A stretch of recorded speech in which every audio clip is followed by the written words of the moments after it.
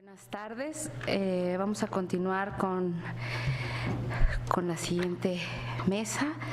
Antes que otra cosa, les ofrezco una disculpa porque el ponente que de hecho está anunciado en el programa no es el ponente de quien leeré la ponencia, puesto que quien originalmente estaba invitado era el doctor Jaime Cárdenas Gracia y que hizo favor de enviar su trabajo.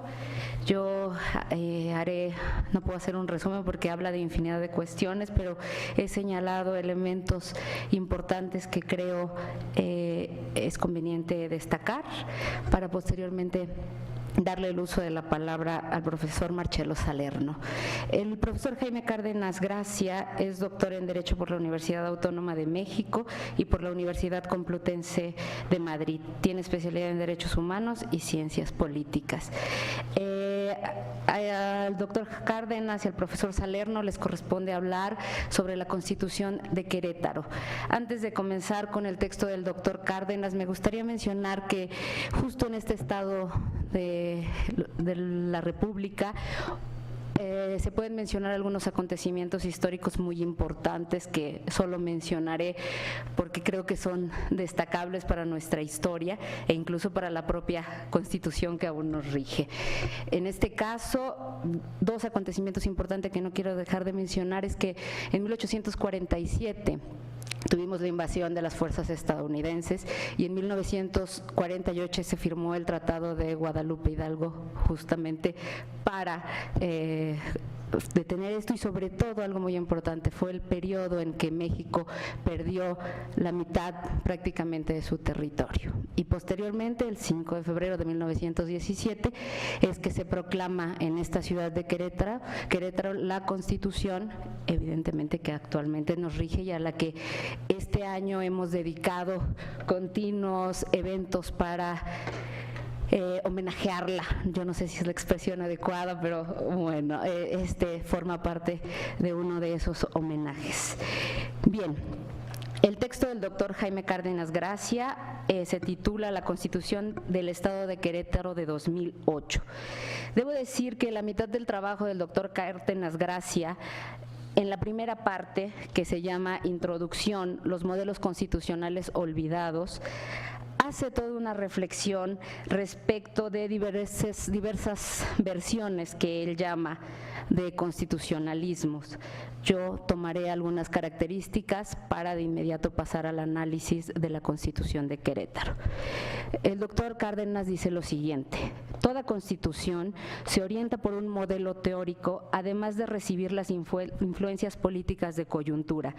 En el caso de la Constitución de Querétaro de 2008 y sus reformas, observamos criterios positivistas tradicionales, pero no grandes influencias teóricas contemporáneas, salvo algunos atisbos neoconstitucionales, que son consecuencia de la reforma constitucional federal en materia de derechos humanos, publicada en el Diario Oficial de la Federación en 2011.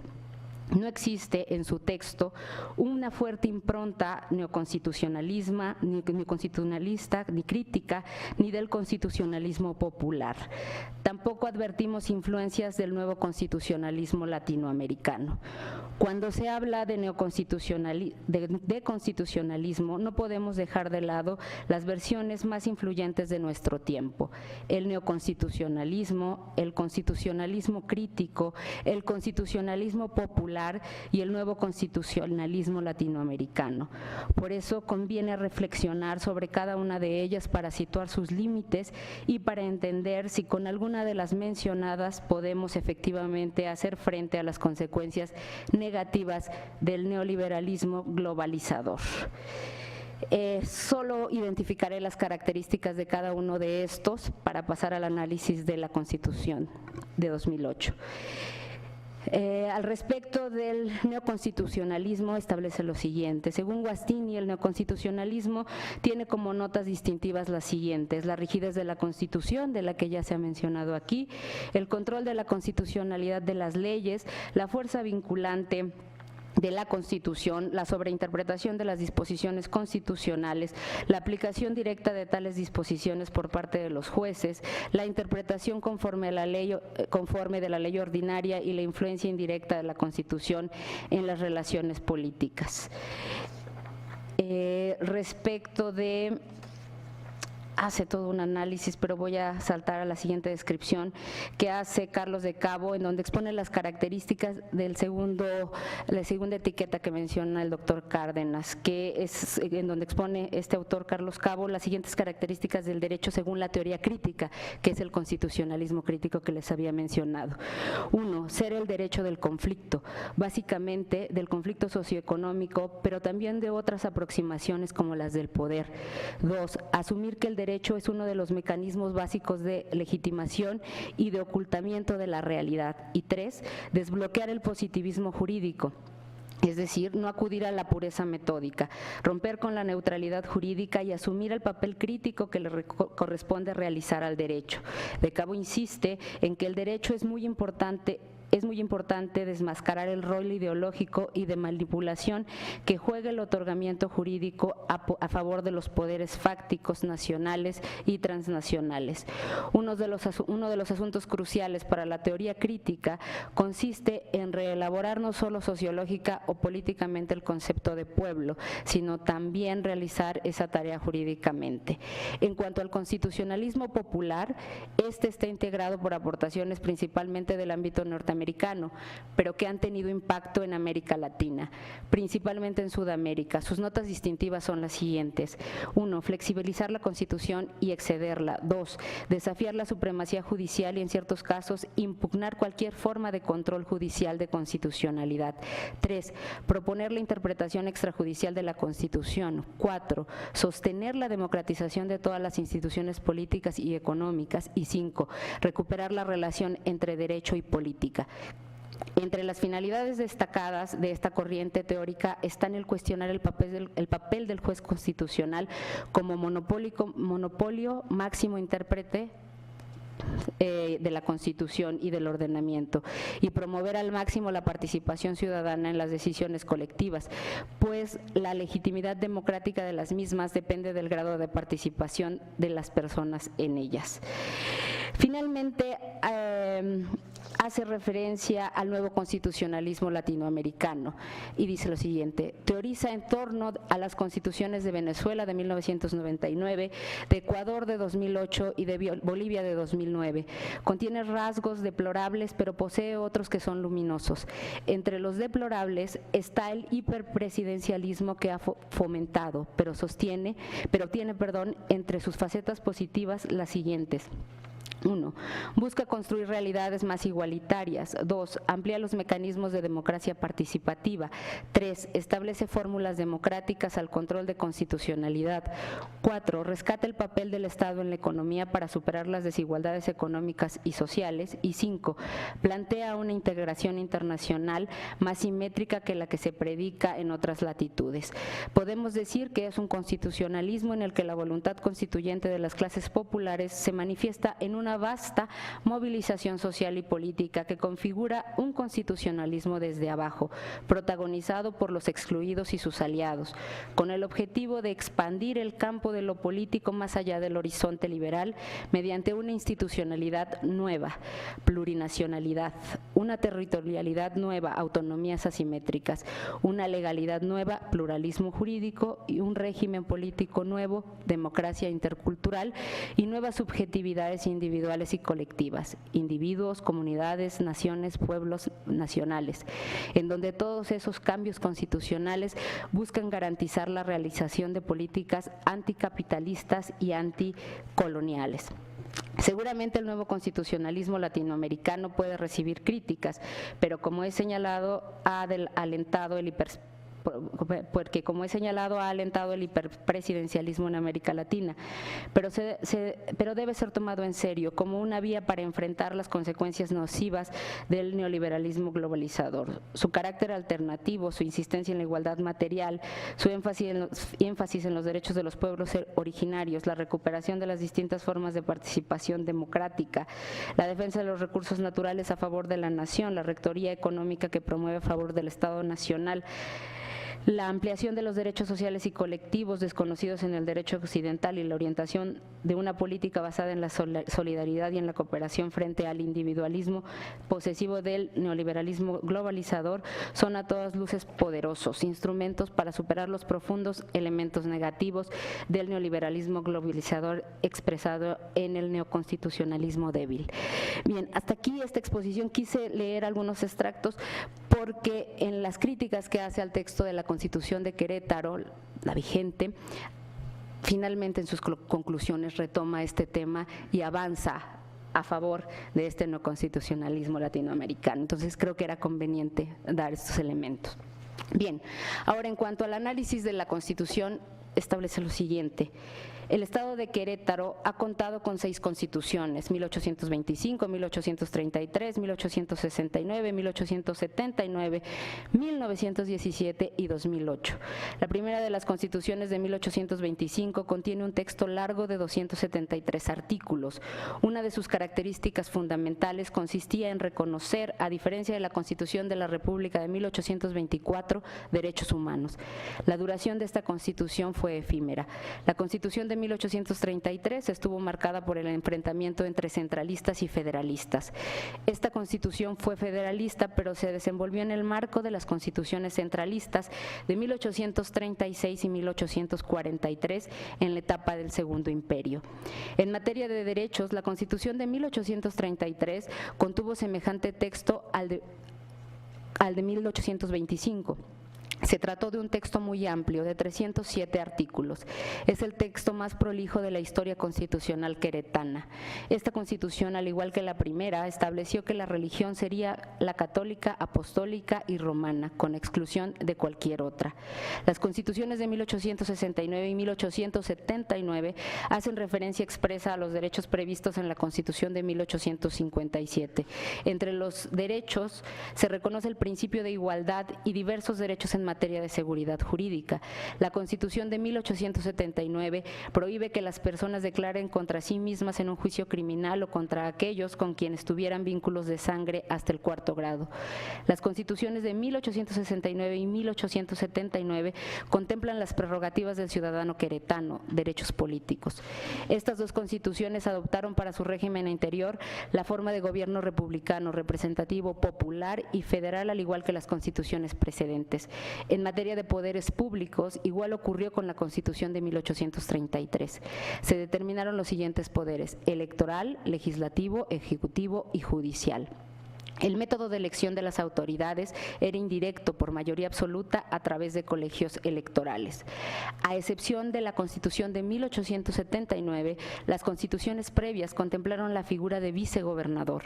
Las constituciones de 1825 y 1833 dedican partes importantes de sus normas al Poder Judicial, lo que no ocurre en los textos de 1869 y 1879. En general, en los textos constitucionales del siglo XIX, el Poder Judicial se depositaba en el Supremo Tribunal de Justicia. La Constitución de 1803 lo denomina Suprema Corte de Justicia, y en jueces de primera instancia menores y de paz. Podía haber hasta 3 instancias.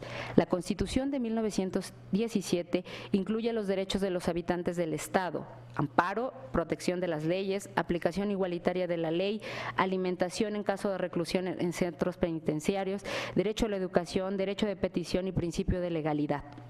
La vecindad se adquiría por tener residencia constante de 6 meses.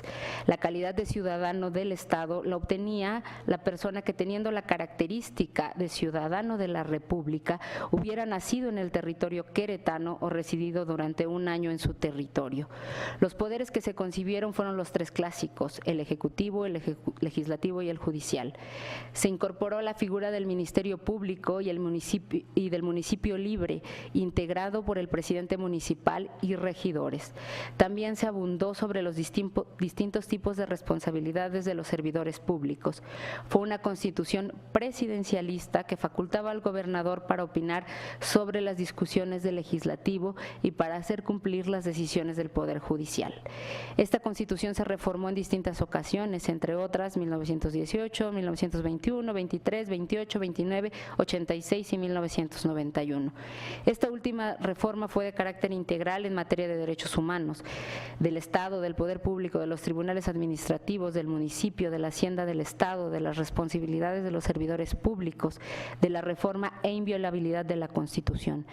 Gran parte de estas reformas y las posteriores obedecieron a las reformas producidas en la Constitución General de la República, sobre todo en materia electoral, que ha sido la vía de transformación política del país. La Constitución de 2008, que es la vigente, es un texto pequeño, de 40 artículos y 8 preceptos transitorios. Es una Constitución, como analizaremos a continuación, de fuerte impronta conservadora. No es muy abundante en principios constitucionales. Unificó indebidamente en una sola institución a la Comisión de Acceso a la Información Pública Gubernamental y a la Comisión de Derechos Humanos, lo que suscitó una declaración de inconstitucionalidad de la Suprema Corte de Justicia de la Nación. Omitió importantes reformas constitucionales acaecidas en el sistema constitucional de la República: sistema acusatorio, derechos de los pueblos originarios, los nuevos modelos electorales, la perspectiva de género y el principio de no discriminación, entre otras. Esta norma ha sido reformada a la fecha en 21 ocasiones. Entre las reformas destaca la publicada el 18 de septiembre de 2009, que reconoce el derecho a la vida desde la fecundación. La de 9 de octubre de 2009, que separa a la Comisión Estatal de Derechos Humanos de la Comisión Estatal de Información Gubernamental, que fue resultado del pronunciamiento de la Suprema Corte de Justicia de la Nación, frente a la pretensión de conservar en una institución las dos tareas. La de 30 de enero de 2010, que establece para los altos servidores públicos la obligación de rendir informes anuales. Ahora vamos a hablar de las deficiencias de la Constitución de 2008 que marca el autor. Las insuficiencias del texto constitucional vigente son, desde mi punto de vista, las siguientes. Se recoge el sentido de la reforma constitucional en materia de derechos humanos publicada en 2011.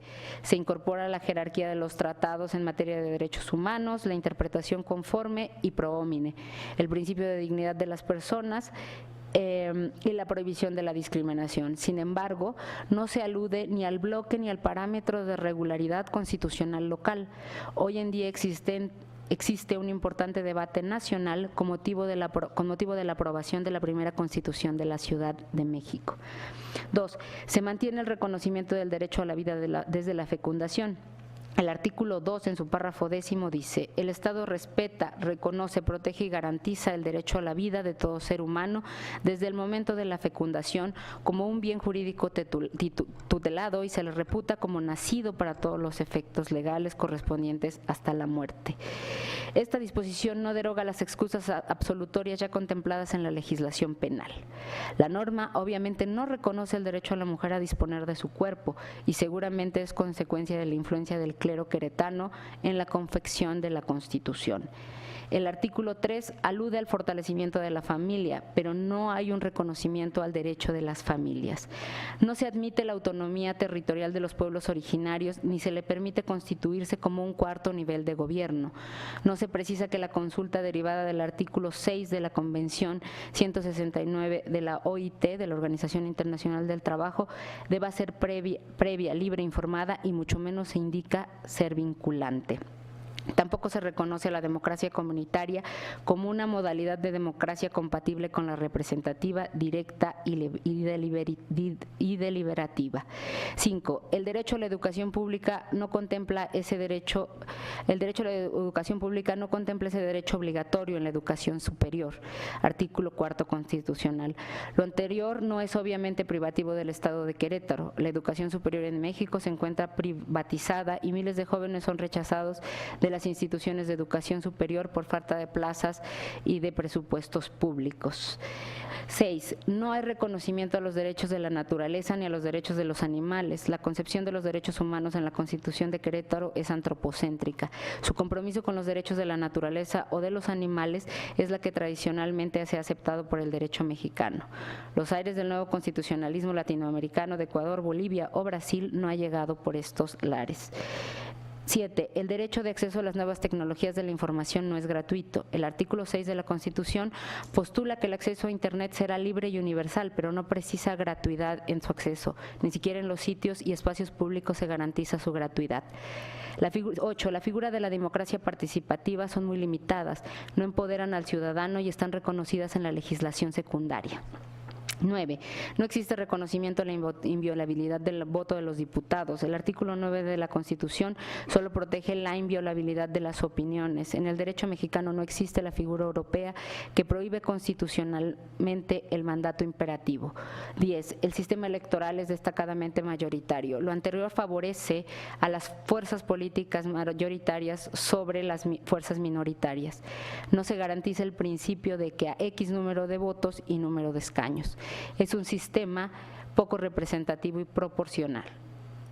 11. En materia presupuestal, el presupuesto no se orienta prevalentemente a la satisfacción de los derechos económicos, sociales, culturales y ambientales, incumpliendo los principios del Limburgo.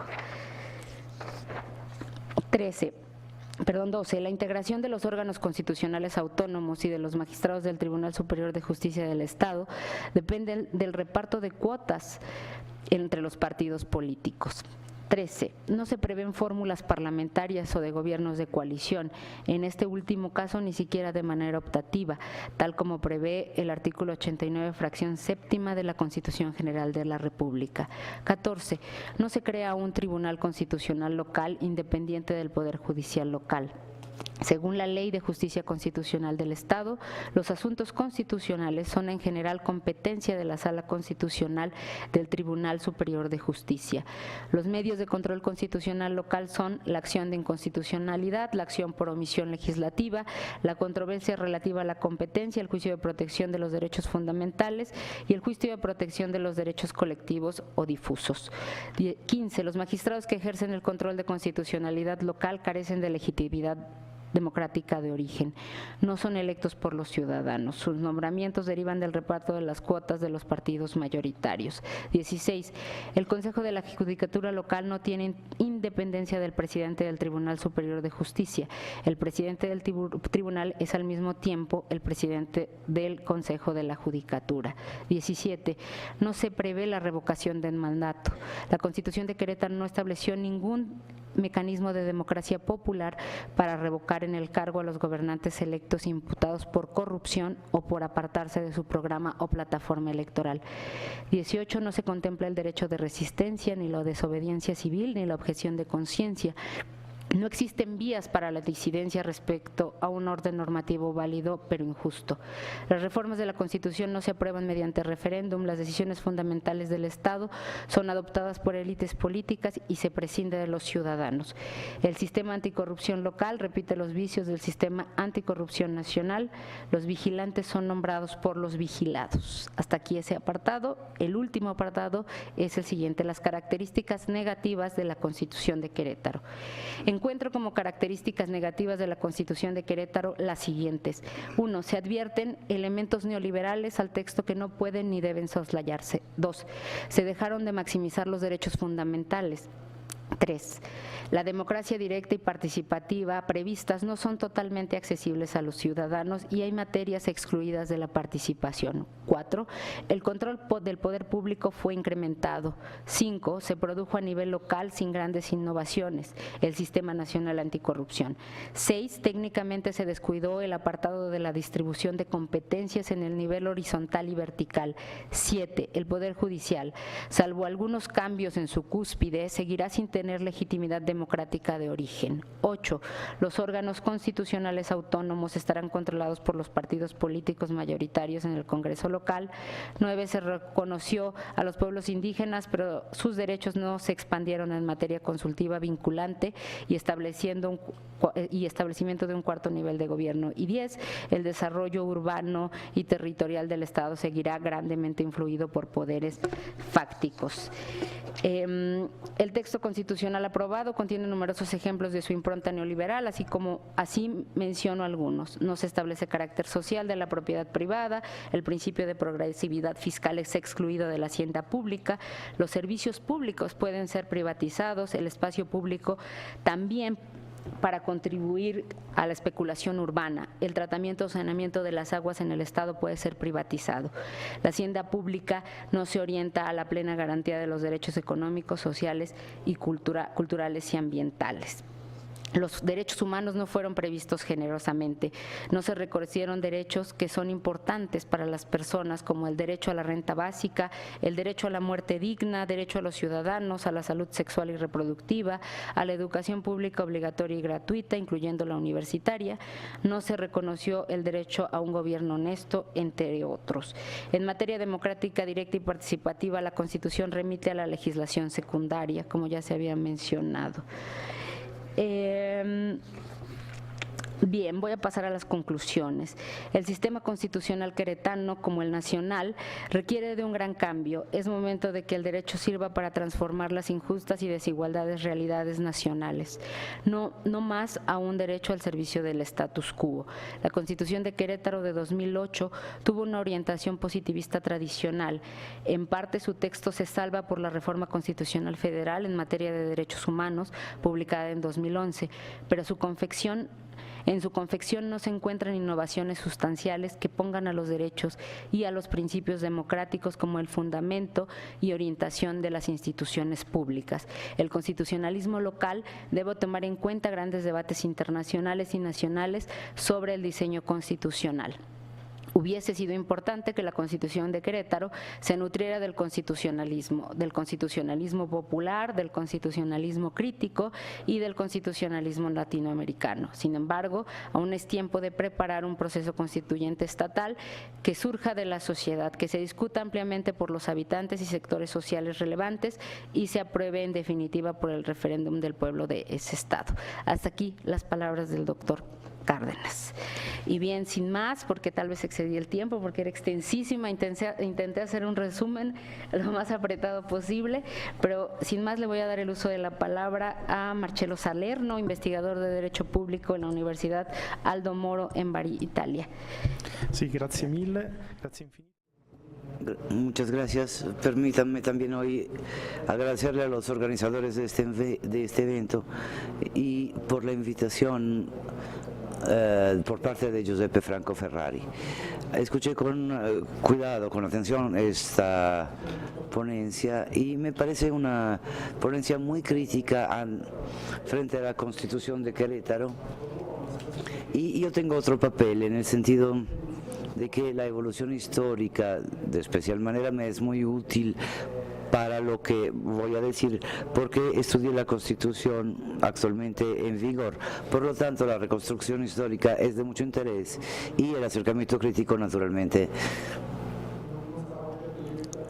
no será objeto de mi intervención, también porque no conocía la ponencia anteriormente. Así que haré una intervención como un observador externo, desde un punto de vista comparativo y ateniéndome estrictamente al texto escrito. También me beneficié mucho de las intervenciones de este día porque me di cuenta, me disculpo si hablo en italiano, pero pues no conozco el español, pero intentaré hablar lentamente. Decía yo que las ponencias de este día me fueron muy útiles porque pude percibir que las construcciones estatales tienen numerosos aspectos en común entre sí. Y se verificó cierta convergencia también en cuanto a las reformas constitucionales que se dieron en los últimos años, y intentaré resaltar los aspectos en común, pero sobre todo los aspectos innovativos de la Constitución de Querétaro respecto a los demás. Partamos del artículo 2, o sea, el reenvío que se hace a la Constitución Nacional y a los tratados internacionales en derechos humanos.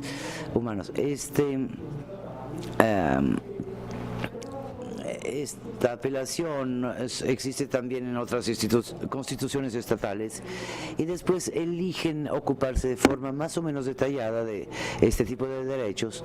Algunas constituciones aceptan esta apelación y luego, como la de Querétaro, entran en el detalle de los derechos fundamentales, y esto puede parecer repetitivo, pero a mi parecer en realidad hay un intento por evidenciar, resaltar y afirmar la identidad propia, cultural y territorial, y por lo tanto evidenciar los derechos sobre los cuales el territorio y el pueblo del Estado federado tiene intención de apoyarse más y invertir mayormente.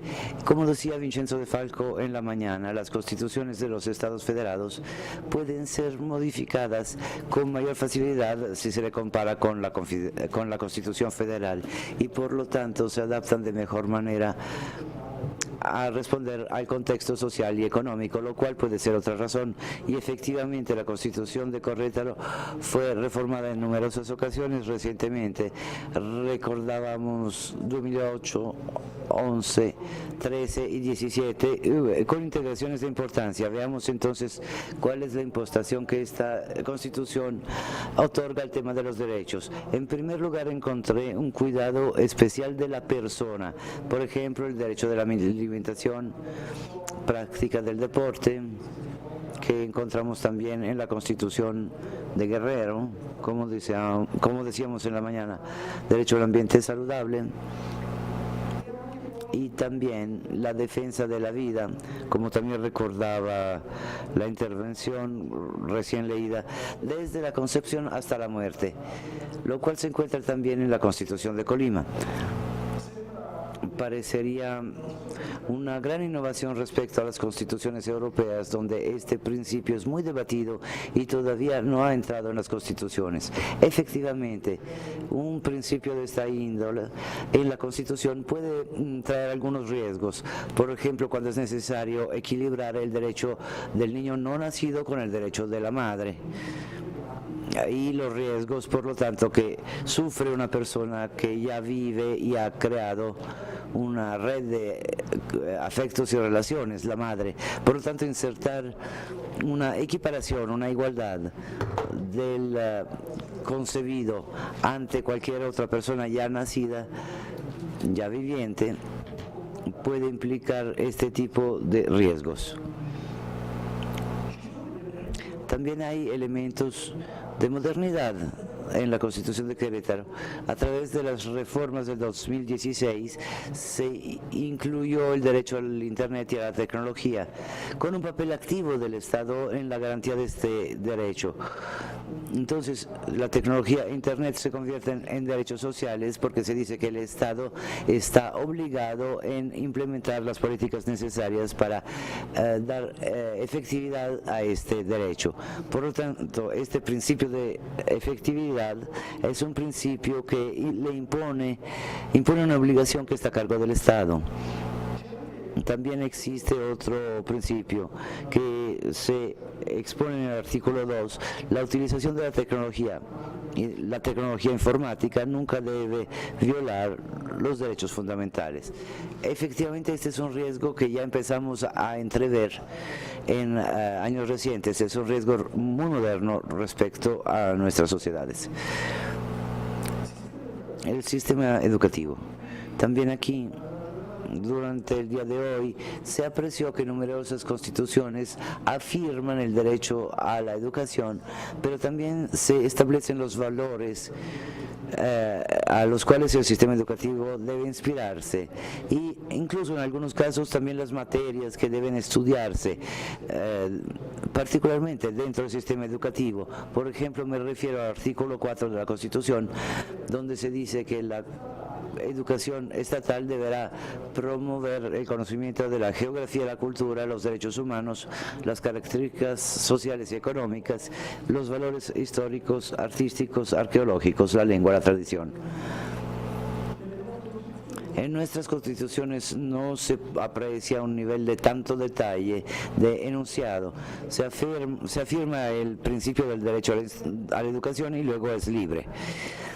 Con una concepción tan analítica implica algunos riesgos. Por ejemplo, si se le quiere dar una impronta distinta a la educación porque se percibe la necesidad de concentrar la atención en algunos aspectos anteriormente hechos a un lado de la Constitución, a lo mejor porque hubo una evolución social, económica, política de la sociedad, bueno, pues esto podría exigir una revisión constitucional y por lo tanto me parece claro que hay una rigidez al sistema educativo.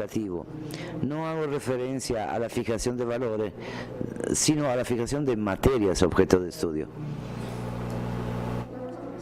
Algo que me pareció muy interesante y particular respecto a nuestras tradiciones constitucionales es la afirmación en el artículo 4 que la cultura de los ciudadanos de Querétaro es un derecho fundamental, no la tutela del patrimonio artístico, cultural, histórico y demás como apreciamos en otras constituciones, sino la cultura de los ciudadanos es un derecho fundamental.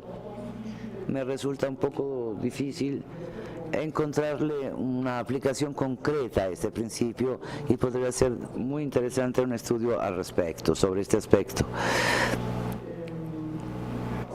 Pasemos velozmente porque el tiempo pasa muy rápidamente.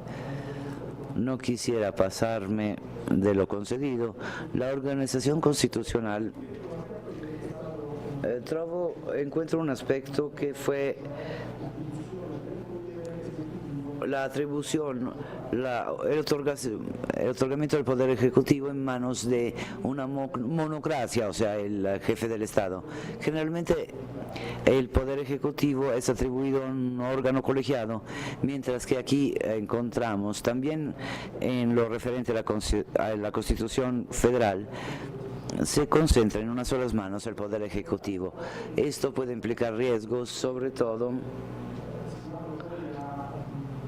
si posteriormente se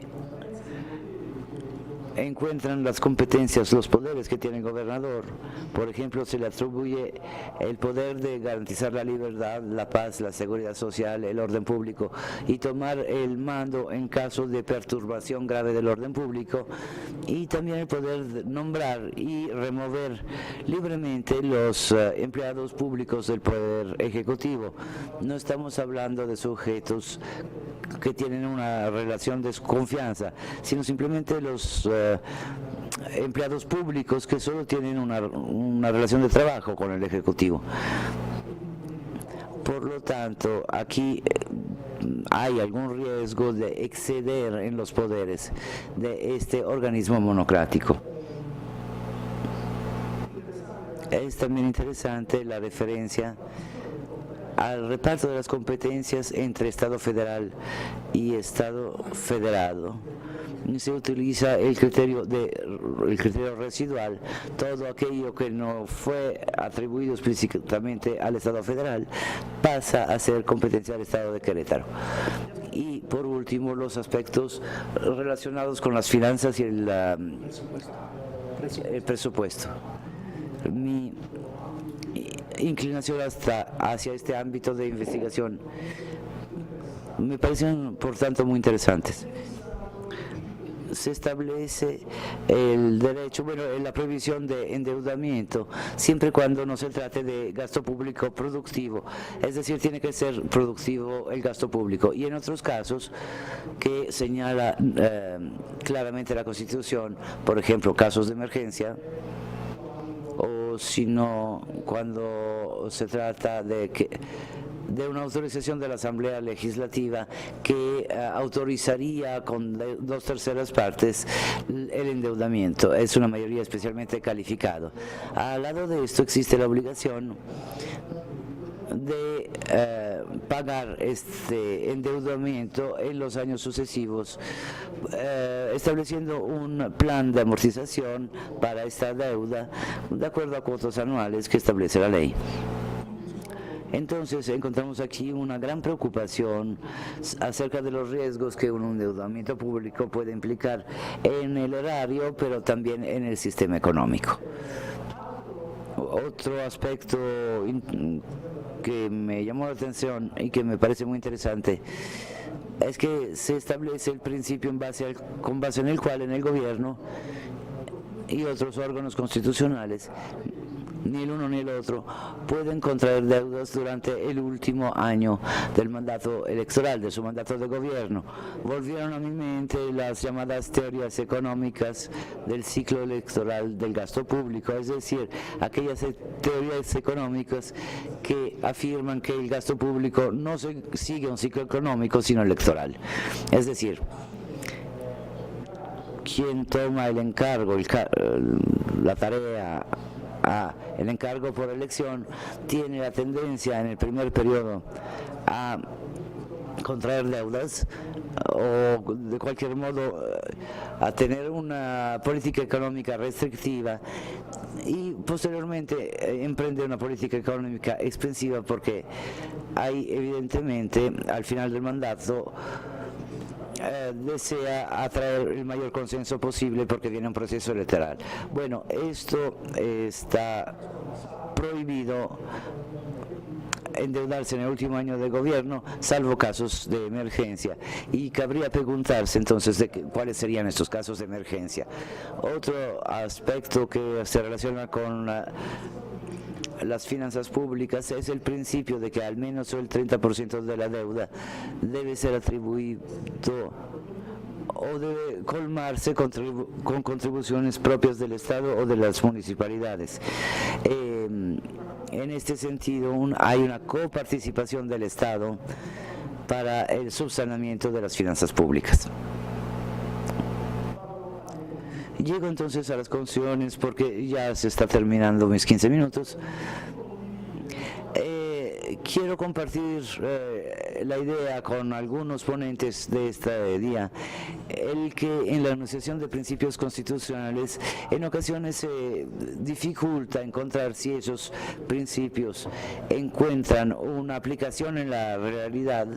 O sea, el problema de la efectividad de los derechos constitucionales es un problema que pude percibir en referencia con la Constitución de Querétaro y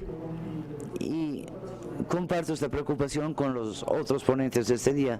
De esto hablaba Mauro Mazza en la mañana, porque él también había tenido esta misma preocupación. A veces una constitución, a veces muy hermosa, avanzada, moderna, pero sería necesaria también una verificación cuidadosa de su efectiva puesta en marcha y requeriría esto un análisis mayor y mayores instrumentos para profundizar. Entonces podemos deducir que en ocasiones estos principios tienen más que nada un carácter programático y no tan prescriptivo. Por lo contrario, en la construcción de Querétaro vi gran atención al tema del presupuesto público y en ese sentido la crítica de la Constitución neoliberal que el otro ponente que envió su ponencia hace mención probablemente existe desde este punto de vista, en el sentido de que efectivamente se observa esta atención hacia los temas de finanzas y presupuesto mayor respecto a los de las otras constituciones estatales. Y entonces puedo augurar que a un lado de esta atención por las finanzas y el presupuesto también haya una atención particular en la efectividad de los derechos individuales enunciados en la Constitución de Querétaro. Gracias.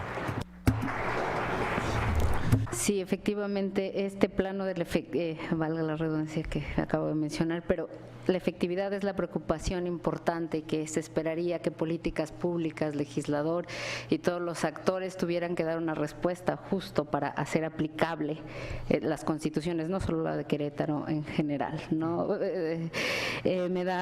No puedo evitar el siempre escuchar comentarios sobre estas categorizaciones que hacen, estas perplejidades en materia electoral respecto respecto de la financia pública, creo que es producto de un contexto cultural que es inevitable que deben estar incluidas ahí, porque de lo contrario seguramente, y aún así, justamente si no hay efectividad, aunque estén ahí escritas en este ámbito, seguramente seguimos en el mismo rumbo negativo.